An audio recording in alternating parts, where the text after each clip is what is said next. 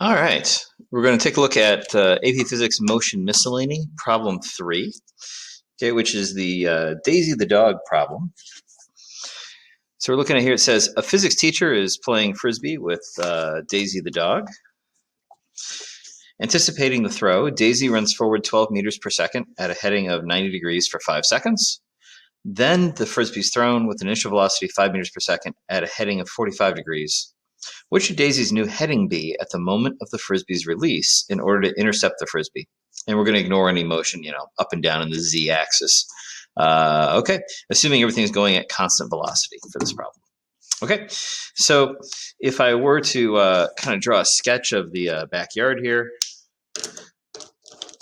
I'm going to go ahead and say, hey, here is my x-axis, here's my y-axis.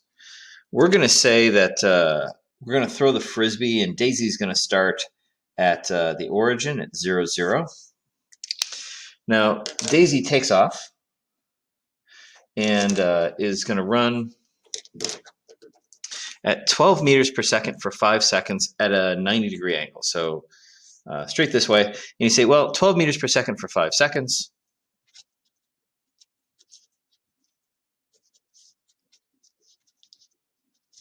You recognize that that means she's going to go 60 meters. So Daisy will have gone, so she's going to start here, okay, at 0, 60, right? Okay, it's my y in meters and my x in meters. All right, so that's Daisy's starting position. And that's when we throw the Frisbee. So I'm going to call, at this instant, okay, Frisbee being here and Daisy being up here, I'm going to call this time 0. Okay, so time 0 is with the Frisbee just getting thrown and Daisy being out here at 60 meters. That's time 0. So we know that the Frisbee is going to get thrown at 5 meters per second at 45 degrees. So that'll look something like this.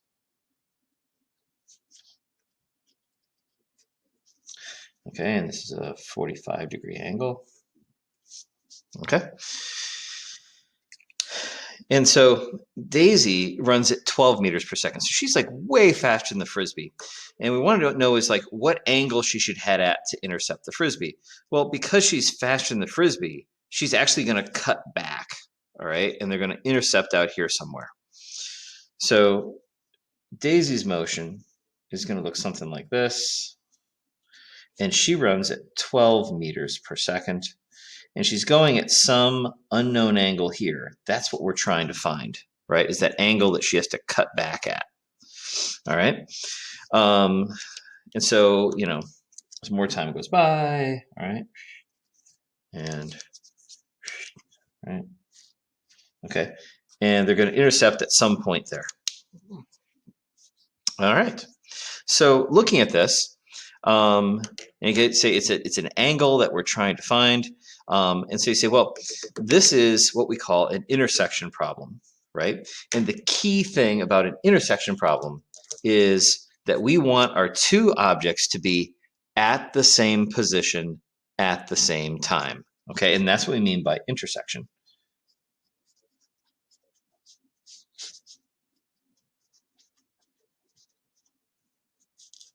At the same position at the same time. Now, in the past, we did this sort of problem just for things moving along one axis. So we had like, the two Metro trains and when do they meet, or the Ford and the Chevy problem last year, where like the one starts ahead of the other one, the other one's got to catch up, and like, how far they get when they catch up, or and so on.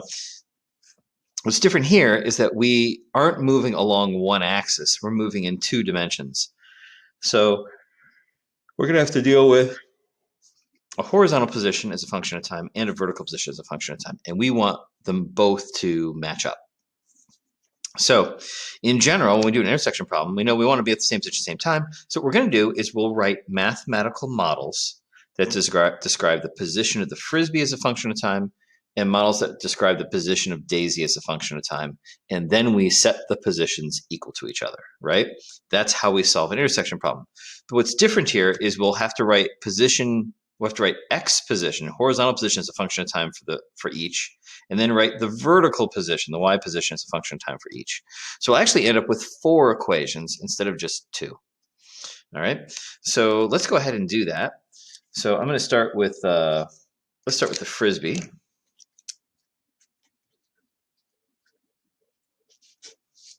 Okay, and constant velocity motion, we could write this as the general formula is x is vt plus x naught. Okay, and you may remember that equation from last year. We did the buggy lab where we went ahead and graphed position versus time for those cute little red buggies. And we got a graph that looks something like this. And we said, hey, if I do a little y equals mx plus b, we know that the y variable is actually position. We know that the intercept here is the position at time 0. So that's what b is. Our horizontal variable is time. And then the slope of this, we figured out that was velocity, how quickly position is changing, the steepness of the position time graph. And so that's how we derive this formula. So we can apply this to Daisy and to the Frisbee because they're going at constant velocity. So that's the formula we'll be using. So when I write this for the Frisbee, I'm going to say, well, position is what we want as a function of time. Okay, so this is good stuff. The initial position of the Frisbee was 0, so x naught is going to drop out for the Frisbee. I'm going to put a little subscript f on this, so I know this is position of Frisbee. This is going to be the velocity of the Frisbee, but wait, we don't want to put the 5 in here. We just want the x-axis, the motion in this axis. So we want the horizontal velocity. Well, that means I've got to split the 5 into components. And so this will be 5 cosine 45, 5 sine 45. And so here we'll be putting in 5 cosine of 45, all right, times t, and then x naught is 0 because we're starting from 0. So there we go. That's the equation for Daisy's position, horizontal position as a function of time. Okay, now I can do the same thing. That was the x-axis. We can do the same thing for the y-axis for the Frisbee. You'd say, well, I'll use, again, y is vt plus y naught, right? Should I write it here? Sure, why not? Y is vt plus y naught, right? And again, this is my vertical velocity, and this was my horizontal velocity. So here we'll say y is, and the vertical velocity we figured out was 5 sine 45 times t, and then our initial y position was 0, so that y naught drops out. Okay, so that's 2 equations of motion for the Frisbee. Now we're going to write 2 equations of motion for Daisy. So for Daisy, I'll put it over here. Again, we're going to use x is vt plus x naught. But for Daisy here, we're going to have to split this into components, that 12 into components, right? This would be 12 cosine theta and 12 sine theta. So if I write the horizontal position for Daisy is going to be her horizontal velocity, 12 cosine theta times time, and her initial x position is 0, so that's going to drop out. If I write the y equation for Daisy, again using y is vt plus x naught plus y naught, this one will be that the y position for Daisy, her vertical velocity is minus 12 sine theta plus 60. She starts at y equals 60. All right, so so these 4 equations, these are my mathematical models for Daisy's motion and for the Frisbee's motion. And so now I want to know when they're at the same position at the same time, right? So what I can do is set the positions equal to each other. And I want the horizontal positions equal to each other, xf equals xd. I want the vertical positions equal to each other, y for the Frisbee and y for Daisy. I can set those equal, right? At the moment, if you look at it, you would say, how many variables do I have here? Well, I got 4, right? I got xf and xd and yf and yd. Oh, wait a minute. and theta. Uh-oh. That's a lot of variables. But it's going to work out just fine, okay? Because this particular problem was set up in a particularly nice way. I'll show you that in just a second. So what I'm going to do is I'm going to set the two horizontal positions equal to each other. We could solve for when that's going to happen. And so if I do that, something really interesting happens because of the setup for this problem. And maybe some people might spot this right away just thinking about this problem. Other people, you'll see it happen in the equation here. The point is I'm going to set that position equal to Daisy's position, right?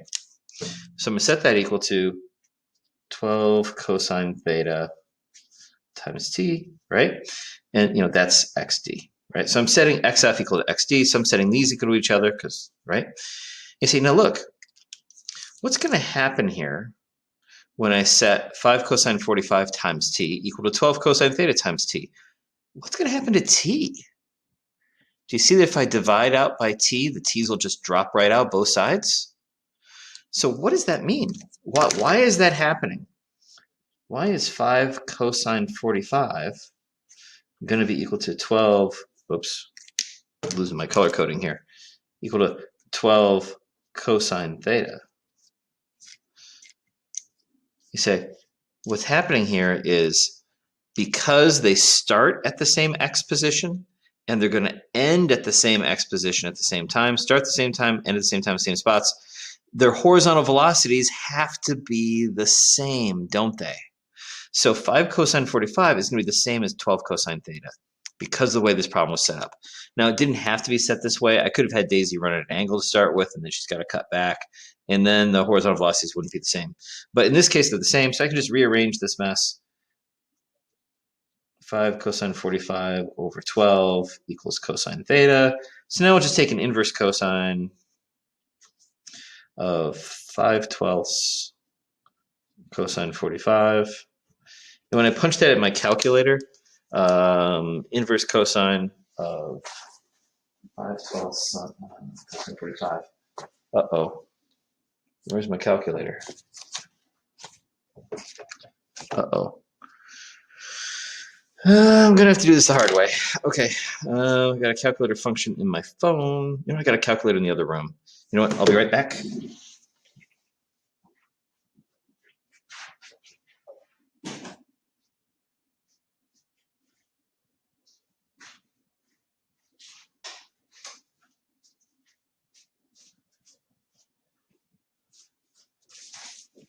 All right. So here we go. So we're going to go ahead. We're going to do second inverse cosine. You know what? Hang on just a second. Punch in sine of 90. 1. Good. So I know I'm in degree mode. Okay, got to check that. Okay, we're going to do a inverse cosine of the quantity, right? Yep. 5 divided by 12 times the cosine of 45. I'm just making sure I got the right number of parentheses there. There we go. And my calculator tells me it's 72.9 degrees.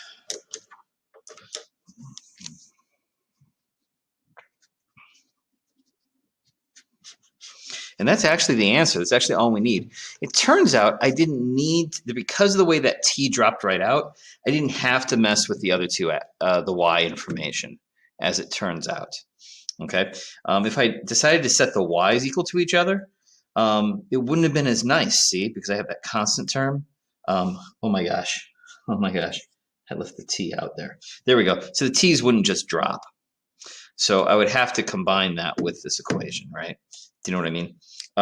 So there is a definite time when they're going to meet up here. And you can solve for when they meet up by solving this equation. Now that I have theta here, I could plug theta in there. And then I would have yf as this function times t and yd, and I could set them equal and find the time when they meet.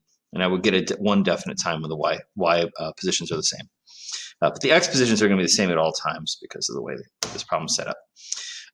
So there, that's this problem 3 solved out. If you really want to know the time when Daisy catches the frisbee, like I said, just put that 72.9 degrees in there for theta, right? And then you can solve, set the two positions equal to each other, yf and yd, and then solve for t if you really wanted to.